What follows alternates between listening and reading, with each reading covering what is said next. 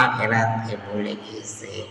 এরা দুনিয়ায় সুখ পাবে, শান্তি পাবে, কিন্তু আখিরাতে পাবে না। আল্লাহ রাব্বুল আলামিন মুমিনদেরকে দুনিয়া থেকে পরীক্ষা করে নেবে।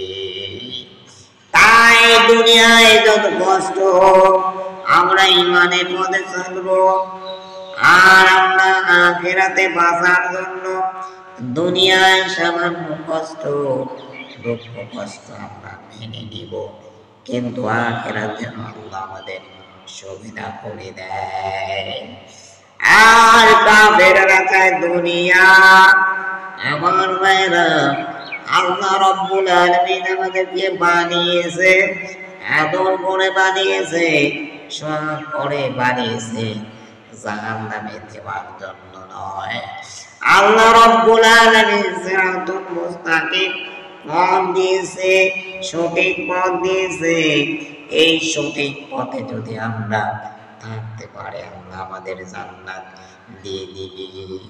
আর যদি কিছু টাকা পয়সার বিনিময়ে ঈমানটাকে বিক্রি করে দেয়, আল্লাহ রাব্বুল আলামিন আমাদেরকে জিজ্ঞাসা করবে, বান্দারে তোকে আকল দিয়েছি, জ্ঞান দিয়েছি, বুদ্ধি দিয়েছি, তুই তো কোরআন পড়েছিস, হাদিস পড়েছিস, নবীর সুন্নাত পালন করেছিস, নবীর দিক নির্দেশনা পড়েছিস, তারপরে তুই এই খারাপ কাজ করেছিস, তার মানে তো কোরআন মানিস নাই।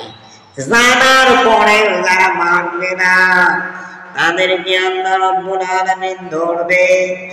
আমার মেয়েরা, তাই আমাদেরকে যারা জানেন না, বোঝেন না, কোরআন আপনি বলবেন যে আমি জানি না, জানি না, আমি পাপ করেছি, আল্লাহ মাফ করে দিও। না, আল্লাহ বলছে তুমি যে ডাক্তার হও, তুমি কৃষক, জমিনে কাজ করো, কিন্তু তুমি যেটুকু জানার জেনে নাও, তুমি আল্লাহর উপর দোহাই দিবা, ভাগ্যের উপর দোহাই দিলে চলবে না। কারণ আল্লাহ রাব্বুল আলামিন তোমাকে জ্ঞান দিয়েছে, বুদ্ধি দিয়েছে, তার মানে এটা নয় তুমি গান বলে তো দৌড় পেড়ে যাও, সারাদিন পরিশ্রম করো, রাতে গান হবে, তোমার ঘুমানো জরুরি নয়, তুমি চলে যাও গান শুনতে, ওই জায়গায় তোমার ঘুম ধরে না।